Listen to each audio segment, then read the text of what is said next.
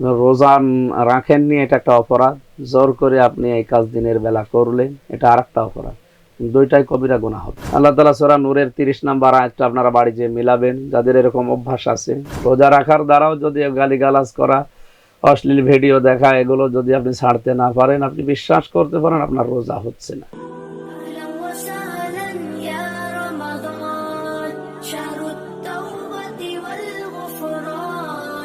আসসালামু আলাইকুম প্রিয় দর্শক, স্বাগত জানাচ্ছি পবিত্র মাহে রমজান উপলক্ষে আমার দেশের বিশেষ আয়োজন রমজান জিজ্ঞাসায়। সঙ্গে আছি আমি আরমান মুজাহিদ। আজ অতিথি হিসেবে আমাদের সঙ্গে যুক্ত আছেন প্রখ্যাত ইসলামী চিন্তাবিদ, ইসলামিক আলোচক মুফতি আমির হামজা, খতিব আদ-দ্বীন হাসপাতাল জামে মসজিদ, ঢাকা।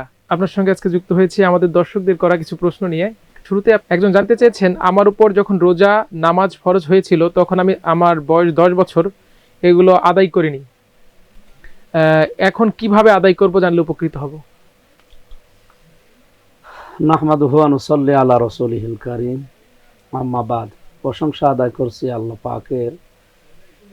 আমার দেশ পবিত্র মাহে রমজান উপলক্ষে আজকের এই মহতী আয়োজনে সম্মানিত দর্শক শ্রোতাদেরকে ওয়েলকাম জানাচ্ছি এবং ইসলামের সম্ভাষণ জানাচ্ছি। আসসালামু আলাইকুম ওয়া রাহমাতুল্লাহ। প্রথম প্রশ্ন যেটা, 10 বছর আপনি নামাজ এবং রোজা করতে পারেননি, ফরজ ছিল। এখানে বিষয়, পুরুষের নামাজ এবং রোজা ফরজ হয় বালেগ হওয়ার পর। পুরুষ বালেগ হয় যখন তার স্বপ্ন দোষ হয়, এই সময় থেকে। মেয়েরা বালেগ হয় যখন তাদের শরীর খারাপ হয়, এই সময় থেকে। এটা 15 বছর হতে পারে, 12 বছর হতে পারে, যখন যার যে সময় শুরু হয়। এবং বিভিন্ন দেশ অনুযায়ী, প্রাকৃতিক আবহাওয়া অনুযায়ী এটা পরিবর্ধন হয়। এক এক দেশে এক এক রকম হয়। আমাদের এই সমস্ত দেশে সাধারণত 12 থেকে 13, 14, 15 এর ভেতরেই হয়ে যায়। এখন 15 বছর থেকে যদি আপনি 10 বছর নামাজ পড়তে রোজা রাখতে না পারেন, নামাজ এবং রোজার কাজা যেটা বলা হয়, কাজা নামাজ, কাজা রোজা, আপনি যদি এর ভেতরে পারেন, তাহলে প্রত্যেক ফরজ নামাজের পরে ওই শুধু ফরজ নামাজটা একটু আদায় করে দিলে, আর যদি মাফ চেয়ে নিন সর্বশেষ। আর রোজার কাজা এটা প্রত্যেক বছরে 11 মাস, যেহেতু আপনার এখনো থাকে 1 মাস ফরজ রোজা করার পর, যত সম্ভব আপনি আদায় করার চেষ্টা করেন। আর মাপ চাওয়া ছাড়া এখানে উপায় নেই। আসলে আপনার হায়াতেরও তো কোনো গ্যারান্টি নেই, 10 বছর তো কম না। এই জন্য যতটুকু পারেন ক্ষমা চেয়ে নেবেন আল্লাহর কাছে। আমি আশা করব আল্লাহ ক্ষমা করবেন। আরেকজন জানতে চেয়েছেন, মহিলাদেরকে বিভিন্ন জায়গা থেকে একত্রিত করে খতম তারাবির ব্যবস্থা করা কি জায়েজ আছে? মেয়েদেরকে যদি মসজিদে আসতে বলা হয় বা ওরা আসতে চায়, তাহলে বাধা দেওয়া যাবে না, কিন্তু সে পরিবেশ তৈরি করা লাগবে। মেয়েদের পর্দাটা যেহেতু ফরজ, জামাতে হাজির হয়ে নামাজ পড়া মেয়েদের জন্য ফরজ না। আর তারাবির নামাজ এটা সুন্নাতে মুআক্কাদা। তারাবির নামাজ যদি কেউ পড়তে গিয়ে ফরজ লঙ্ঘন হয়ে যায়, ফরজ পর্দা, তাহলে তার গুনাহ হয়ে যাবে। এই জন্য আমাদের দেশে এখন ওই রকম সিস্টেম গড়ে ওঠেনি। যদি এরকম কেউ বাড়িতে বা কোনো ঘেরা জায়গায় একটা ইমাম সাহেবকে দিয়ে ওনাদের পেছনে মেয়েদেরকে ব্যবস্থা করে দেয়, করতে পারে, আমরা উৎসাহ দেব। যেহেতু হারাম না, জায়েজ আছে, অসুবিধা নেই। আরেকজন জানতে চেয়েছেন, নাবালেগ বাচ্চা যদি রোজা রাখে তাহলে তার সওয়াব কি তার বাবা মা পাবে নাকি ওই বাচ্চাই পাবে? হ্যাঁ, সওয়াবের বিষয়টা যতক্ষণ পর্যন্ত বালেগ না হবে, এর আগে যত নেকির কাজ করবে সব মা বাবার আমলনামায় যাবে। এই জন্য বালেগ হওয়া পর্যন্ত যাই করবে, সে নামাজ, রোজা, দান, সাদগা যাই করবে, সওয়াবগুলো সব তার মা বাবা পাবে। ওর আমলনামায় সওয়াব লেখা শুরু হবে যখন বালেগ হবে, ওই সময় থেকে। আরেকজনের প্রশ্ন, রোজা অবস্থায় মশার কয়েল জ্বালালে রোজার কোনো ক্ষতি হবে কি না, রোজার ক্ষতি হবে যখন ভেতরে কিছু যাবে। যেহেতু এটা ভেতরে কিছু যাচ্ছে না, সুতরাং ক্ষতি হবে না আপনার রোজা। একজন জানতে চেয়েছেন, রাসূল সাল্লাল্লাহু আলাইহি সাল্লাম রমজানের দিনগুলো কেমন ছিল, তো কিভাবে কাটাতেন? রমজানের দিনগুলো কাটানো বলতে, সামাইলে তিরমিজি আপনারা যদি পারেন বাংলাটা কিনে নেবেন। ওনার পুরা 24 ঘন্টা কাটানোর নিয়ম ওখানে আছে। বিশেষ করে ওই রাতে উনি কোরআনে কারিমে যেমন আল্লাহ তাকে জানিয়েছেন, ইয়া আইয়ুহাল মুযাম্মিল কুম, ইয়া আইয়ুহাল মুযাম্মিল কুমিল লাইলা ইল্লা কালিলা নিসফাহু ওয়া বিনকুস মিনহু কালিলা আও জিদ আলাইহি ওয়া রাত্তিলিল কুরআনা তারতিলা অথবা মিনাল লাইলি ফাতাহাজ্জাদ বিহি নাফিলাতাল লাক আসা আইয়াবাআসাকা রাব্বুকা মাকামান মাহমুদা। এই সমস্ত আয়াত অনুযায়ী যেটা প্রমাণ হয়, উনি ওই রাতে উঠতেন, এ রাতে তাড়াতাড়ি ঘুমিয়ে পড়তেন। বিশেষ করে আমাদের দেশে অনুযায়ী আমরা 3:30 বা 3টা বললে বসবো, এই সময় উঠে উনি তাহাজ্জুদ পড়তেন, কিয়ামুল লাইল করতেন, এরপরে বেতের আদায় করতেন, এরপরে সেহরি খাওয়ার পর তিনি ফজরের নামাজ পড়ে কিছুক্ষণ অপেক্ষা করার পরে ইশরাকের নামাজ পড়তেন, এরপরে কর্মজীবনে চলে যেতেন। এরপরে জোহরের নামাজ, জোহরের পরে উনি একটু গড়াগড়ি করতেন, কাইলুলা বলা হয়, যেটা খুব বেশি সময় না, অল্প সময়, 15-20 মিনিট, আধা ঘন্টা। এরপরে আবার তার কর্মজীবন যেটা আছে সেখানে যেতেন। আসরের নামাজ পড়ার পর উনি মসজিদে ইবাদতে থাকতেন। বেশিরভাগ সময় যদি রাষ্ট্রের কোনো দায়িত্ব বা গুরুত্বপূর্ণ কোনো কাজ না থাকলে। এরপরে মাগরিবের পরে তা ইফতারির পরে কিছু সময় নিজের যে প্রাকৃতিক কাজ কারবারগুলো আছে এগুলো সারার পর এশার নামাজ পড়ে উনি খুব বেশি সময় নষ্ট না করে ঘুমিয়ে পড়তেন। এরপরে আবার ওই রাতে ওঠে কিয়ামুল লাইল, তারাবি, যেটা উনি 3 দিন আমরা জানি মসজিদে নববীতে পড়েছিলেন পরপর।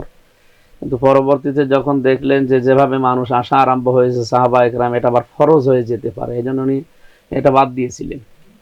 সাহাবা একরামকে বলেছিলেন যে এইভাবে করে যদি আসতে থাকো তাহলে আমার ধারণা যে তোমাদের উপরে তারাবির নামাজও ফরজ হয়ে যাবে। এই যে 24টা ঘন্টা আমরা সামাইলে তিরমিজি থেকে এটাই পেয়েছি, উনি এভাবে কাটাতেন। আমাদেরও 24 ঘন্টা ইবাদতের ভেতরেই কাটানো দরকার। ওয়াবুদ রাব্বাকা হাত্তা ইয়াতিয়াকাল ইয়াকিন। আল্লাহ তাআলা বলেন ইবাদত করো ওই দিন পর্যন্ত যতদিন ইয়াকিন না আসে। এখানে ইয়াকিন মানে মৃত্যু। সুতরাং মরণ পর্যন্ত আমাদের ইবাদত করা লাগবে, আল্লাহর হুকুম, কিন্তু তরিকা বা পদ্ধতি হবে রাসূলুল্লাহ। আপনারা সামাইলে তিরমিজি আমরা আপনাদেরকে সবাইকে বলবো খুব বেশি দাম না কিনে এটাকে স্টাডি করেন, ওনার সম্পর্কে পুরোটা জানা যাবে। এবং আর রাহিকুল মাকতুম, আল্লামা সফিউর রহমানের লেখা, ওনার জীবনী গ্রন্থ। আরেকজন জানতে চেয়েছেন, সেহরি না খেয়ে লাগাতার রোজা রাখার হুকুম কি? না, সেহরি না খেয়ে লাগাতার রোজা আপনারা রাখতে পারবেন না, সেই শক্তি সেই ক্ষমতা আল্লাহ আমাদেরকে দেয়নি। সাওমে বেসাল, যেটা রসুলের উপরে নবীজি রাখতেন, 2-3 দিন 5 দিন 7 দিন একাধারে রোজা রাখতেন, তাকে আল্লাহ তার প্রেমের সুধা পান করিয়েছেন, আমরা এটা জানি, কিন্তু আমাদের তো আর ওইটা নেই। সুতরাং আমাদের সেহরি করা লাগবে, এবং রসুলের নির্দেশও এটা, সেহরির ভেতরে বরকত আছে। আপনি রসুলের চাইতে বেশি বুজুর্গি দেখাতেও ঠিক না, তাহলে অসুস্থ হয়ে পড়বেন, এতে বিপরীত হবে। আরেকজনের প্রশ্ন, রোজা না রেখে জোরপূর্বক স্ত্রীর সাথে সহবাস করলে সেক্ষেত্রে কি শুধু স্বামী গুনাহগার হবে নাকি স্ত্রীও গুনাহগার হবেন? এক্ষেত্রে দুজনের কাজা কাফফারার বিধান কি? এখন কোরআনের নির্দেশ হচ্ছে সুম্মা আতিম্মুস সিয়ামা ইলাল লাইল, তোমরা রাত্রি পর্যন্ত রোজা পূর্ণ করো। এর ভেতরে আছে যে রমজানে রোজা রাখা অবস্থায় কেউ যদি আল্লাহর নিষিদ্ধ কাজ, এটা যদিও জায়েজ নিজের স্ত্রী, কিন্তু এটা আল্লাহর নিষিদ্ধ, খানা পিনা এবং স্ত্রীর সম্ভোগ থেকে আপনাকে বিরত থাকা লাগবে সন্ধ্যা পর্যন্ত। রোজা রাখেননি, এটা একটা অপরাধ। জোর করে আপনি এই কাজ দিনের বেলা করলেন, এটা আর একটা অপরাধ, দুইটাই কবিরা গুনাহ হবে। আর এটার কাফফারা, যেহেতু রোজায় রাখেননি তার তার কাফফারা নেই, আপনার কবিরা গুনাহ হবে এতটুকুই। আপনি যদি ক্ষমা না চান তাহলে একটা কবিরা গুনার জন্য 7000 বছর জাহান্নামের আগুনে থাকা লাগবে। এক্ষেত্রে স্ত্রীর বিষয়টা আসছে, স্ত্রীও কি সমান? স্ত্রীর গোনা হবে না, জোর করেছে যেহেতু স্বামী, স্ত্রীর গোনা হবে না, কিন্তু রোজাটা ভাঙার কারণে পরবর্তীতে তাদের একটা রোজা রেখে দেওয়া লাগবে। যদি এরকম কোনো দিন হয় তাহলে সেটার জন্য ওই 11 মাসের ভেতরে একটা রোজা রাখা লাগবে স্ত্রীর। আরেকজন জানতে চেয়েছেন, গুনাহ জেনেও আমি হস্তমৈথুন ছাড়তে পারছি না, পবিত্র রমজানে এই গুনাহ থেকে কিভাবে বাঁচতে পারি? এটার জন্য সবচাইতে আল্লাহর ভয়টা জরুরি, এবং কোরআনে কারিমে 2টা ঔষধ আল্লাহ দিয়েছেন সূরা নূরের 30 নম্বর আয়াতে, কুল্লিল মুমিনিনা ইয়াগুদ্দু মিন আবসারিহিম ওয়া ইয়াহফাযু ফুরুজাহুম যালিকা আযকা লাহুম ইন্নাল্লাহা খাবীরুম বিমা ইয়াসনাউন। আল্লাহ তাআলা সূরা নূরের 30 নম্বর আয়াতটা আপনারা বাড়ি যেয়ে মিলাবেন, যাদের এরকম অভ্যাস আছে। এখানে 2টা পবিত্র পদ্ধতির কথা বলা আছে। 1 নম্বরে আপনার পরনারী দেখলেই আপনি নিজের চক্ষুকে নিম্নগামী করবেন। 2 নম্বরে লজ্জা স্থানের হেফাজত করবেন। এইটাই সর্বোত্তম পদ্ধতি এবং পবিত্র হওয়ার জন্য। এর চাইতে পবিত্র পদ্ধতি পৃথিবীতে আর নেই। আমার মনে হয় এক্ষেত্রে সবসময় মানুষের ভেতরে থাকার অভ্যাস করা এবং অশ্লীল কোনো দৃশ্য যেগুলো ইন্টারনেটে ভেসে আসে এগুলো না দেখা, এগুলো থেকে বিরত থাকা, আস্তে আস্তে আখেরাতের ভয়গুলো তৈরি করা, আখেরাতের সওয়াব এবং পুরস্কার এবং যে শাস্তি এগুলো সামনে নিয়ে আসা। সব সময় আল্লাহ আমাকে দেখছেন এবং ফেরেশতারা সব লিখছেন এবং আমি প্রতিনিয়ত মৃত্যুর দিকে এগিয়ে যাচ্ছি, এই টেন্ডেন্সি সবসময় তৈরি করা আস্তে আস্তে। আর যদি নাই পারেন রোজা রাখার অভ্যাস করেন তাহলে আপনি দুর্বল থাকবেন, এই হস্তমৈথুন আপনার দ্বারা আর সামনে হবে না আমরা আশা করছি। আরেকজনের প্রশ্ন, রোজা রেখে টিভি দেখা, গান শোনা বা মেয়েদের অশ্লীল ভিডিও দেখলে কি রোজা কাজা করতে হবে কিনা বা রোজা কি নষ্ট হয়ে যাবে? না, রোজা নষ্ট হবে না, কিন্তু রোজা তো যে উদ্দেশ্যে এসেছে সেটা তো সফল হয় না। নবীজি জানিয়েছেন যারা রোজা রাখা অবস্থায় মিথ্যা ছাড়তে পারে না, হিংসা ছাড়তে পারে না, এর রোজা রাখা না রাখা আল্লাহর কোনো দায় নেই। ও রোজা রাখলে কি আর না রাখলে কি, তো রোজা এসেছে আপনাকে অশ্লীলতা থেকে দূরে রাখার জন্য। ইন্নাস সালাতা তানহা আনিল ফাহশাই ওয়াল মুনকার, অবশ্যই নামাজ মানুষকে অন্যায় অশ্লীল থেকে বিরত রাখে, রোজাও তো তাই। রোজা রেখেও যদি এগুলো আপনি চালিয়ে যান তাহলে রোজা হচ্ছে না। নামাজ পড়ার দ্বারা যদি চরিত্র সংশোধন না হয় বুঝতে হবে আপনার নামাজ হচ্ছে না। রোজা রাখার দ্বারাও যদি গালিগালাজ করা, অশ্লীল ভিডিও দেখা এগুলো যদি আপনি ছাড়তে না পারেন, আপনি বিশ্বাস করতে পারেন আপনার রোজা হচ্ছে না। এই জন্য রোজা হয় সেই কাজ করা লাগবে। সবশেষ প্রশ্ন, সেহরি খেয়ে নিয়ত না করে ঘুমিয়ে পড়লে কি রোজা হবে? নিয়ত করা এটা ফরজ, আপনি যদি না করতে পারেন রোজা হয়ে যাবে। আপনি নিয়ত তো যখন খাবার খেয়েছেন ওই সময় আপনার নিয়ত, মুখে উচ্চারণ করা লাগবে যে আমি রোজা রাখতেছি আজকের এই দিনে ফরজ, এগুলো জরুরি না। অন্তরের নিয়তেই নিয়ত, আপনি যখন খাবার খেয়েছেন ওইটাই নিয়ত হয়ে গেছে, রোজা হয়ে যাবে ইনশাআল্লাহ।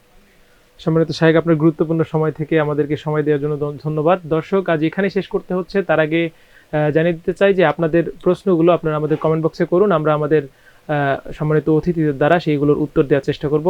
সবাই ভালো থাকবেন, সুস্থ থাকবেন, আমার দেশের সঙ্গে থাকবেন। আল্লাহ হাফেজ।